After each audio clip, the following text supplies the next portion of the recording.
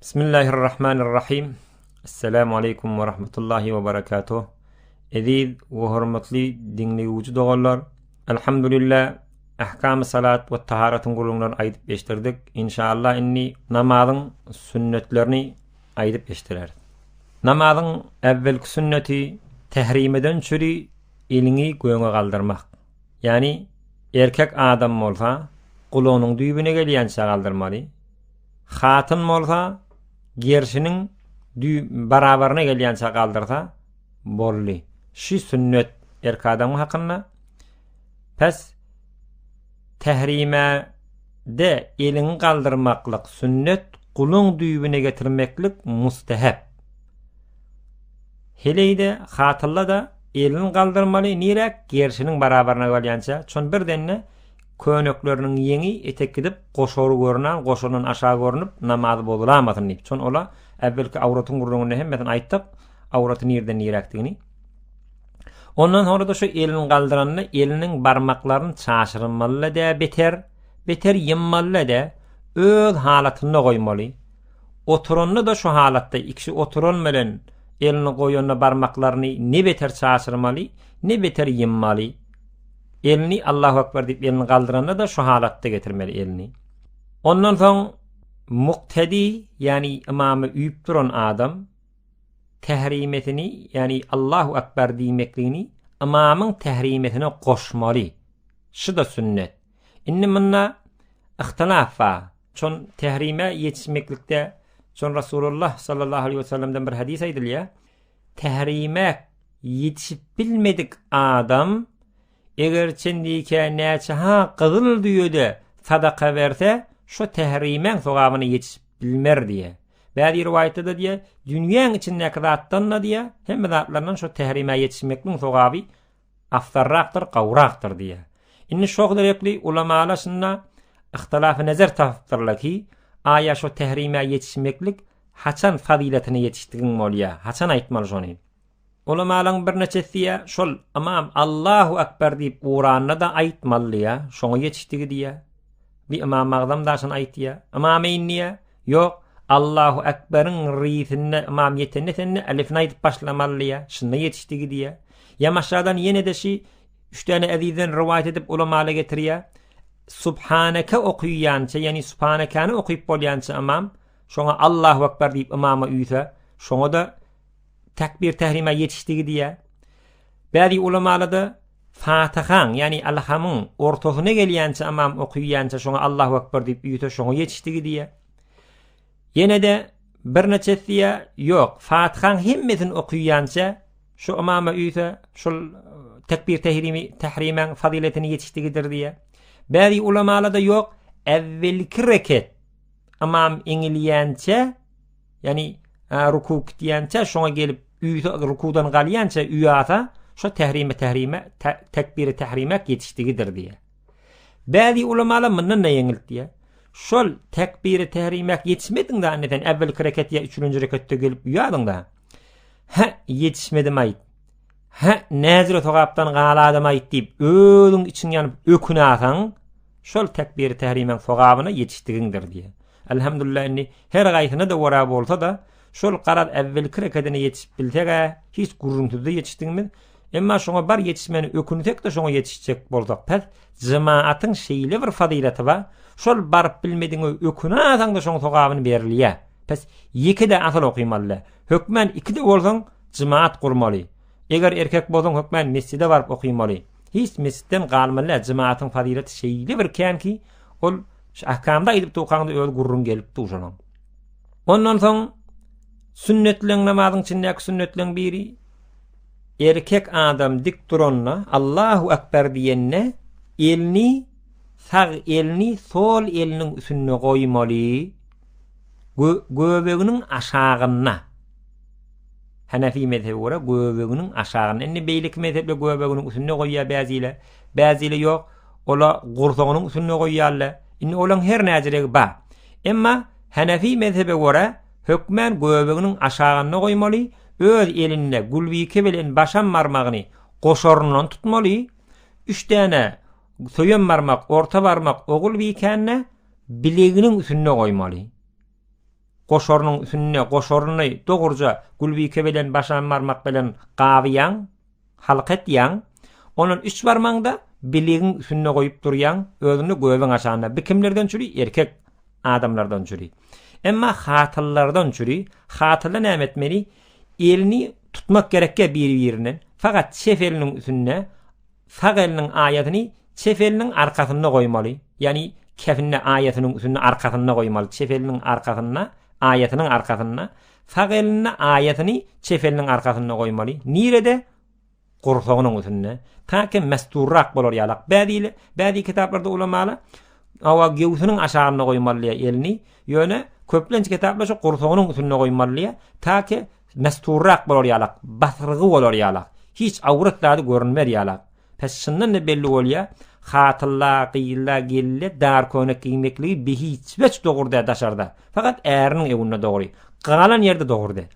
Hatta namazda şol dogurda diýip evvel gurruny geçtik ýuwkajyk könek bilen ýuwkajyk çargat bilen okuýarda aňarty göründe namaz dogurda awrat atylýar diýip. Ptasy elini goýoňda näme diýip? Mesturlygy belli bolsun diýip. Ondan sonra sünnetlerin biri Subhanakallahumma okumak. Özümüz bilýär, şonu okuýmaly, okumak sünnet. Ondan sonra Subhanakadan sonra taawwuz aýtmak, yani A'udhu billahi mineşşeytanirracim diýmeli. Kim imama aýtmaly, munfered aýtmaly, mesbuk aýtmaly. Mu'tem lahyk aýtmaly, yani namazyň imama az evvel taahir üýün adama mu'tem diýe. Muqtedide kamil muqtedi bolýar. Lahyk diýip namazyň ewine ýetişipdir, ýygyna ýetişmäpdir. Birdenne namaz okyp tu imamy üýüp tu, şonda birdenne taharet bolapdyr. Gide ham taharet kylakam ýene gelip imamy üýüp bilýär o. Bula auzu billahi diýmek gerek däl. Olara boyuna wajyp däl. Bismillah de gerek däl. Fatiha surat okuymalar imamyň ýygyna üýüp duranlardan. Pes auzu billahi aýtmaklyk imamy gerek, sünnet aýtmaly, muqtedi yani munferet ýeke okyp duran adama gerek, bir de namazyň ewine ýetişmäni ýygyna ýetişen mesbuka gerek. Ol namaz imam salam berenden sonra goýunga galakam özüň kaza etýän bir rekat iki rekatini şoňa mesbuk diýilýär. Namazyň ewine ýetişmäpdir, ýygyna ýetişipdir. O da şu galandan sonra auzu billahi subhanakadan sonra aýtmaly. Ondan sonra Bismillahirrahmanirrahim diýmeli. Kimle yan gaýdallam? Imamy, munfered we mesbuk. Ondan sonra amin diýmeli. Amini waladdallin. Fatihadan sonra ahirki kelimet waladdallin diýenne amin diýmeli. İçinden aýtmaly. Imam aýtmaly. Ýygyna duran kamil ýetişen adam da aýtmaly. Munfered de öyle okyp duka aýtmaly. Şol okyp duran qari mesbuk da bu da aýtmaly. Yani berde okyp durganda. Ondan sonra Rabbana lekel hamd da aýtmaly. Kim? Mu'tem. Semi'allahu limen hamidana imam aýtmaly. We bir de munfered aýtmaly ýeke okyp duran, bir de mesbuk namazyň ewine ýetişmäni ýygyna ýetişen adam da bula töködenden sonra şolary semi'allahu limen hamida diýmeli. Ýygynyňki özü bolsun ýeke jol bolsun. Rabbana lekel hamd. Rabbana ve lekel hamd. Allahumma rabbana ve lekel hamd. Hemmeti dogry. Neçe kärrak aýtsaň sogaby kärrak diye kitaplarda. Şulan hemmetini semi'allahu limen hamideden gayri imamdan gayri adam. İmamdan gayri adam çe munferet bolsun ýeke jol okyp duran çe mesbuk bolsun. Şulan hemmetini yani subhanakani, auzu billahi, bismillahi, amini, rabbana lekal hamdi, semi'allahu limen hamidani hemmetini içinden aýtmaly, daşyndan aýtmaly. İçinden aýtmak da sünnet. Ondan soň semi'allahu limen hamidani imam gata aýtmaly, täki ýygyna näkili biler ýalak. Manasy meselen her kim hamd aýtsa, ondan Hudaý tebarek we taala kabul etdi diýdigi. Onun imam da rabbana lekal hamd diýse gawy diýe biziň ulamalarymyň mutaahhirin ulamalar. Inni bar imam aýtmany bilenne semi'allahu limen hamida diýä kam ýygyna rabbana lekal hamd diýe imam Allahu akbar diýip aýtmaýar rabbana lekal hamd. Muňda işgali ýok. Metellerde şonu aýtýar. Ýöne şonu rabbana lekal hamd aýtmaklygyny ulamalar söýüpdirler. Imam da aýtmakly gawy, munferet zat türkmen aýtmaly. Ondan sonra sünnetlerin biri imam tekbirleri cehr aýtmaly. Yan gaýtyk semi'allahu limen hamidana cehr aýtmaly. Yani her üýtgejek bolan Allahu akbar, Allahu akbar diýendir imam şonu gygyryp aýtmak sünnetçi. Bar terk edenmelen kerahiýet gelýär, wajyp däl boýunna. Ondan sonra dik duqa dik duka ayaklarının iki ayağının arasını 4 barmak medenine açmaklık sünnet. Eger terk edata bist olur yok bolan halatını terk edata kerahiyet geliyor. İnne bädili kerahet tehrimi diye, gädili kerahete tenzihi diye ama. İnni şol nezre adama sünnet bolýar.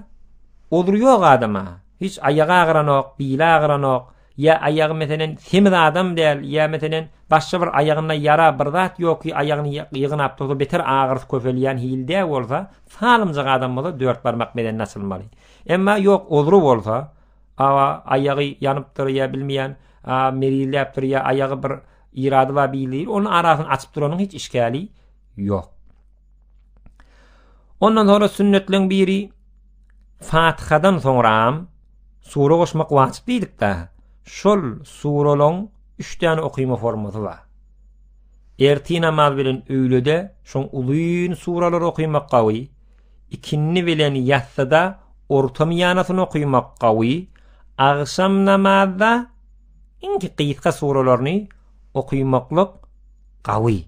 Inni tuval mufassilliya ondan sonra ortam yani awsatihi dip aytýar. Meselen olokon uluyun sureler var. Onu Hucurattan ta bärik gelýänçe diýe, Buruja gelýänçe diýe. Minni bir neçe ulamaly olon arasynda fark beripdir. Yani Qur'any kadim ulamaly 7 bölýän bolmaly. Şoň 7-nji bölегindäki mufassil liwat berilýär. Şoň içindäki uluyun sureleri inni öz AHUN ulamalarynyň soraşsak, imamymyzdan haýtaý sureler şonu ýatjak diýseňiz, şonu baryp aýtsaňyz ýeke-ýeke köýgedip bererler. Şundan mufassirin uluyun sureler diýerler. Şundan ştak gelýänçe meselen Buruşdan lam yakune gelýänçe bädi ulamalar şey diýipdir kitaplarda ki ortam ýana diýipdir mufassirin lam yakununa ta näsiň ahyryna gelýänçe bu da qiyitga sureler diýipdir. Yani şini öýle namaz bilen erti namazda uluylaryny goşmak qawy mustahab sünnet diye bädilerde mustahab diye ikisini aýtýan ba. Ondan sonra öýle we ýa-ni ikinni bilen ýatsyda ortasyny goşmak qawy ortam ýana ragyny. Ondan sonra akşamda inki qiyitgalaryny goşamaly. Yöne musafir bolsaň onna haýsyn hawlyp duran bolsaň onna sen haýsyn goşdan goşamaly işgali ýok. Emma giňişlik bolsa, muqim bolsaň, öýde bolsaň onna şu aýtýanlaryny goşmak qawy. Imam bolsaň näme etmeli? Imam bolsaň bir jere sure goşmaly ki ýygyňdäki jemaatla ay bila beterken goşup ýadat ýa-bediň bütün jamyň ýa qarry gurty birdat bolada şolun halyna wara okuymaly. Namazyny, yani imam bolup qiraatyn şolara wara gitmeli. Hatta imam evvel aýtdyk tesbihini aýdar öwde tesbihini Subhana rabbiyal azim ya Subhana rabbiyal a'lani 3 tarapdan kan aýtmaly diýär imam. Näme diýip ýygyndäki kawma agyr degmedin diýip. Qiraatda şoňa wara jurlamaly. Eger jiwarrak bolsa, taýawrak bolsa, onda ýanky uluyun surelere goşmaly. Ýa ýygyndäki wara qarry ýa oglan merid harrak bolsa, onda ýanky näçe qiyitgarak sure goşanmadan hiç işgali ýok, kerahiyet oňa gelmeýär. Ondan sonra rukun tesbihlerini aýtmak, 3 gedek aýtmak sünnet, 3 gedek aýtmak, 3den ara aýtmak sünnetin terk bolýar, 3den kan aýtmak mustahab. Awvel aýtdyk ony 5 gedek, 7 gedek, 9 gedek, 11 gedek diýip tek gitmeli. Ondan sonra ruku gidende, yani surany okuyup Allahu akbar diýip eňilýän, diýdiňden tutýan, şoň ruku diýilýär. Şonna 2 diýdiňi barmaklaň çaşyryp tutmaly. Yani barmaklaň çaşyryp, ýöne barmaklaň uji ayaň ujuna garşyn bolmaly. Şi erkek adamyň haky, yani şinjirek etmeli. Emma hatylla ola barmaklaryny açmaly arasyny. Hem onjuli ýygnap goýan halatyna goýmaly. Hop, näzirek goýmaly täri. Hatylla eňilenne şol eli barmaklarynyň uji ýygnanyp duran halatyna diýdine ýetdimi bolly? Ol erkek adam ýaly eňiljek bolup durmaly ola. Yani bir eller şeýle bar diýdiniň üstüne geldi, şo mygdar durmaly. Bir azajyk eňilýändir kelleti aşak diýe, bil aşak diýe, şo mygdar bol. Ol kamil eňilmek heleýlere gerekkä. Sünneti şi, eger şeýdady, eger kamil gidip erkek adam bilen ýaly durady heli, onu sünneti terk bolýar, namaz mekruh bolýar. Pes näme diýip? Çamky heleýe mesturluk gelsin diýip. Üstü başı meselen belli bolmasyn diýip bedeniň könügünden eteginden belli bolmasyn diýip şunu aýdypdyr biziň ulamalarymyz, mezhep başlamaz. Emma erkek adam näme etmeli? Erkek adam kamil diýdinden tutmaly, kelbiýin kamil eňmeli, Meselen inni bizim dilimizde 90 derece olmalı. Kamilen birini bilen kellesini etek bolmaly, ne göňde bolmaly, eňilenne bolmaly, beýikde bolmaly. Şol arkasy bilen meselen şol oturýan ýeriniň defetinden kellesi deňje tapça bolmaly. Hatta kitapda gelýär bir gadan süýt ýa suw şoň üstüne goýulsa gymyllamajak durur ýaly bolmaly. Yani beýanky bili çökökde bolmaly, tüňüde bolup durmaly. Düýürküşde bolmaly, deňje bolup durmaly erki adamyň haky. Emma hatırlankyn aýtdyk, ol ýöne eňilip dursa, ol bolýar. Ondan soň sünnetleň biri rukudan galanda aramjak galmaly. Yani sen rukudan semiallahu limen hamide diýip uraňda semiallahu limen hamiden aýtmalla. Ta tökölýänçe, şonda kamil difa galmaly. Difa galmanjak etek gitmeli. Muňa näme diýilýär?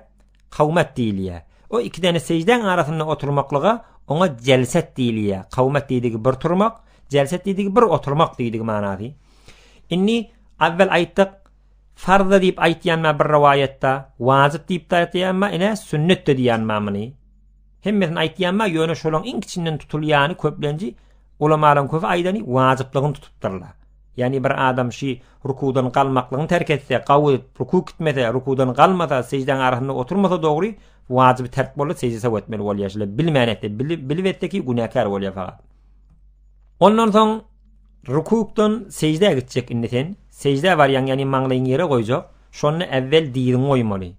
Ondan sonra eliň goýmaly. Ondan sonra burnuň goýup, ondan sonra maňlaýyň goýmaly. Turongda da, göňe galangda da näme etmeli? Awvel maňlaýyň, ondan sonra burnuň, ondan sonra eliň, ondan sonra diýiň galdyrmaly. Ýöne istada bir bilmilje dadymyz bar. Rukudan secdeye gidip barýaka awvel diýdimiz deňmelidik. Eger odrun bolmasa ki eliň goýup gidivermeli, hiç işgali ýok. Salymjak adam bolsaň, ol hökmen awvel diýdiň goýmaly. Ýöne şol rukudan ýa-ni secdeye barýaka biliň eňilmänjek gitmeli. Biliň eňilmeli. Yani näme diýdigi? Sen biliň dikçe duran halatynda diýdiň ýere degmeli. Eger sen biliňi eňip ondan sonra diýdiň ýere degirsen, iki däne rukudan ýaly bolýar diýe. Hatda bäzi ulamalar imamda, alimda bolady hökmen secde wajyp boýunna diýe. Şon iki rukutda bolýar o diýe. Şon her rekatda birje ruku wajyp, farz bolýar. Bir iki rukutdy, pes namazyny irat geldi diýe. Pes şunu gaýrat ediniň. Dogollar ruku barýaka, rukudan secde barýaka, biliň gönülünne şo gönülmek bilen diýdiň ýere degdin. Inne kavm uğur näzire haditiniz öz ulamamyzdan soraşdyk, dagyk aýdyp bererler. Ondan soň secde gitýän, secde gidende erki adam garny üýlüğüne degirmeli, kewek tutmaly, taş bolmaly arasy. İki ýanky bilegi ýere degmeli. İki tarafından çıkıp durmaly. Hatta kitapda getirýär, şoň eteginden bir awlak ýa guzuljuk geçsek bolsa, yani şoň eteginden geçip gidamaly hili bolmaly. Erki adam şeýdip secdeye gitmeli. Ýere ýabyşmaly. Emma şaýt yani tykylşyk bolmasa, meselen imam jemaata dukan eger sen eliňi hewara tirseňde galdyryp beýdip meselen degirjekkä bolup etseň, ol gapdanyňdaky eriýe çekinjek, muzahym boljak. Onda ýere degireniň işgali ýok bilegiňde. Ştahyň dikkat ediliň. Emma giňişlik bolsa, sünnet okuyupdun ya berde özüň okuyupdun ya da sefleň arasy giňişlik bolsa, onu eliňi hökmen açyp çiğini, ýa-ni bilegiňi ýere degirmeli däl. Emma hatırlankı dogrymy ber aksi, tersimiň. Yani garny hökmen üýlüğüne ýabyşmaly secdeye gidenne. Üýlüğüne ýabyşyrmaly. Ondan sonra iki elini çiginine ýere degirmeli, öz eline bedenine degirmeli. Kamil bir tawşanyň ýatşýaly ýatmaly. Hiç yer galmaly. Hatynyň şeýle. Eger odur bolmasa, bil agyr, aýag agyr zady bolmasa, şuny kamil salymjak bolsa, şeýdip etmeli. Näme diýip? Mestur bolmadan çüri, üsü örtülmeden çüri evvel on gurrunlaryny aýtdyk. Şolaň hemmesini fakat bize namazyň özi hem öwrüp dünýäjire basyrmalygyny ýa etmeligini. Ondan sonra eliňi oturongda, inni iki secden arasynda oturmaly sen. Oturongda iki eliňi buğdun üstüne goýmaly. Inni buğd diýdiň nire? Şol diýdi bilen şol epgit ba, ýa-ni buğdun agyryny eplenýän, bedeniň tökenýänje ýer epgidi, şoň aralygyna buğd diýilýär. Şoň her ýerine goýsaň dogry diýär. Ýöne bäzi ulamalar şu barmaklaryň uju bilen diýdiň uju barabar bolmaklygy gawy diýär. Ýöne ondan geçirmeliler. Diýden aşağı geçirden mekruh bolýar. Şol sünnetin terk boldy. Diýden bärak goýanyň hiç işgali ýok. Diýdiň barabarına barmaklaryň uju dursa oňda işgali ýok. Hemmeti dogry bärak duranyňda hiç işgali ýok. Oturanda da şol iki secden arasynda oturanda da eýnuhu secde teşehhüd ettiýaty okuyjak ýaly bolan halatynda oturmaly. Yani iki elin goýup eger erki adam bolsaň sol aýaň üstüne oturýaň, sag aýaňda tikýäň. Yani barmaklaryny kıbla garşy ýülendiren halatynda dogry ýülendirýän kıbla garşy, yani sag aýaň tikýäň. Emma hatyn näder oturmaly? İki aýagyny sol tarafından çıkarmaly. Özü oturýan ýerde yer bolmaly. Aýagynyň üstüne oturmaly däl. Eger salymjak bolsa olur bolmasa. Onun secdede şonjure gitmeli. Yani barmaklarynyň uji barmaklary kullen hem el barmaklary hem de ayak barmaklary kıbla garşy ýülenmeli secdege gidenne. Çehatyn bolsun şol gapdandan çıkaranna bedeniň gapdandan çıkaranna da şu kıbla garşy bolmaly. Erkek adamda da secdeye gidende hökmen barmaklary yeri degip duran bolmaly, ayak barmaklary. El barmaklarda ýygny duran halatynda bolmaly. Yani secdeye gidende eli barmaklary ýygnap öldü gulagynyň dogry aşagyna birden gulagyny iriňe kasa şu eline deger ýaly etmeli. Eline gaçar ýaly bolsun. Barmaklarda dogry ýülenmeli bir-birine ýabyşyp duran halatynda. Emma eger evvel aýtdyk burunna wazip pardon urlugyna secdeye gidende aýaklaryň iki galsa namazyň bolulýa, bir galsa namazyň mekruh bolýa. Pes aýagymy dogurja goýakam hatda barmaklaryňdy ýüzlendirmek sünnet. Barmaklaryň uju degip dursa pardyň bitýär. Sünnetiň biteni ok. Pes ayak barmaklaryň uju da kıbla garşy secdeye gidende etseň sünnetiň inni bitdigi bolýar. Ondan sonra oturýan inni teşehhüd oturjak bolan ikinji rekat tökedenden sonra oturýan teşehhüd okuýan. Şol teşehhüd okuýmak wajyp diýdik. Inni şoň içinde teşehhüdüň arasynda eşhedü en la ilahe illallah diýen. Ştada işaret etmek sünnet diýär kitaplarda. Şon inni men ptada on gurrunlaryna girsem ol tahassusy bolýar, ptada on jaý däl. Bir merek on gurrun bolýar. İşaret etmek sünnet diýär. Nirde etmeli? Oturanda kullen ýülendirip goýan kıbla garşy ýöne kamilen açıpda da kamilen ýygnap öz halyna goýan barmaklaryň aralaryny. Ondan sonra eşhedü en la ilahe dip eşhedü gelenne inni barmaklaryň ýygnaýan. Yani barmaklaryň nämetýän? Ogul we kebelen gul we kani hile halqat ýan, kamilen ýemýän. Ondan sonra orta barmak bilen başan barmagyň bir-birine halqat ýan. Yani barmaklaryň uçlary bir-birine degmeli. Onu söýen barmak bilen ne? Ýüşürýän eşhedü en la ilahe de kaldıryan, illallah'da da yatıryan. Näme deyip? Şon peygamberden hadis var, sünnet deyip, akli delilleşi ki, hem lafzın bilen aýtýan Allah'dan gayri hiç bir ilahi yoktur, dine Allah'ın yekece öyle vardır deyip, barmak bilen işaret ýan, birce Allah vardır diýan. Inni işaran felsefesi, işaran tarikatı, işarani gulvi kebelin, ogulvi kani, ýygnaýan, yani kullen epliýäňde goýýan, orta barmak bilen söýen barmagy bir-birine degirip halqa etýän. Ýygnamaýan bir-birine uju degip durýar. Ondan sonra söýen barmak bilen de işaret etýän. Nirede? Haçan şunu ýygnamaly? Şu aýtdyk, ýani eşhedü en la ilahe, şoňa ýetemizde ýygnaýar barmagy. Eşhedü en la ilahe de barmak bilen işaret etýän. La ilahe hiç bir ilahi yok. Dine Allah birci öýde bardyr diýip hem ýüregiň bilen hem addylyň bilen hem de emel bilen şonu bile getirýän. İllallah diýende de ýatyrýan. Allah'dan gaýry illada hükmen ýatyrmaly. Evvin gawlysy. Ondan sonra da şunu ta salam berýänçäň aýyrmaýan işara durýar şeýle barmak uju. Ondan soň ikinji rekat okuyup göňe galanda, endi 3 rekatlyk bolsun ýa 4 rekatlyk bolsun, şonda Fatihadan soňra yani evvelki 3. rekat ve 4. rekatda Fatihany okuýmaklyk sünnet. Okuýmanda bolýar, sukut durakam eňilteňde bolýar. Allahumma gfirli, Allahumma gfirli, Allahumma gfirli diýip de eňilteň o da bolýar. Ýöne Gawzi Hidayet diýen kitapymyzda ýa başgalarda Fatihany okuýmaklyk hökmen gerek de diýerler ba. Ýöne okuýsan gawy sogaby beterken, pes 3. bilen 4. rekatda parza ha. Emma nefillerde wajyp onu okuýmak, sünnetlerde wajyp. Dine farzda 3. ve 4. rekatda Fatihany okuýmaklyk sünnet. Ondan sonra oturyan ahir qadada indi salam berjek, teşehhüd okuýmak wajyp diýip aýtdyk, oňgurrun geçdi. Ahir qadada teşehhüd migdary oturmak farz. Onu evvel geçtik fardın gurrununu. İnni teşehhüdden soram, ettehiyatdan soram salavat okuymak. Allahumme salli ala Muhammed ve ala ali Muhammed dip gitiyat. Şonu Allahümme barik ala Muhammed onu okuymak. Ondan sonra Allahümme gfirli dua etmeklik bu da sünnet hemmeti. Ahir qadada ötmek sünnet. Ondan sonra salam verecek bolanda toğatyan Allahümme gfirli ahirine Esselamu aleykum ve rahmetullah diýmeklik wajib diýdik. Ýöne sagyňa bakmaklyk, evvel sagyňa bakmaklyk sünnet, ondan sonra soluňa bakmaklyk bu da sünnet. Indi ýöne ol sag gerşin gözlemek, sag salam berende, sol gerşin gözlemek, sol salam berende bir mustahab inşallah onu mustahabın gurruna aýdar. Ondan sonra salam berende, sagyňa salam berende, eger ýeki jöýüň bolsaň, sagyňa salam berende pereştärni ýet etmeli, soluňa salam berende pereştärni ýet etmeli. Şonu Hudaý tebarek we taala sagyňy soluňda goruýan we ýaýan pereşteler var, şolara salam berýän.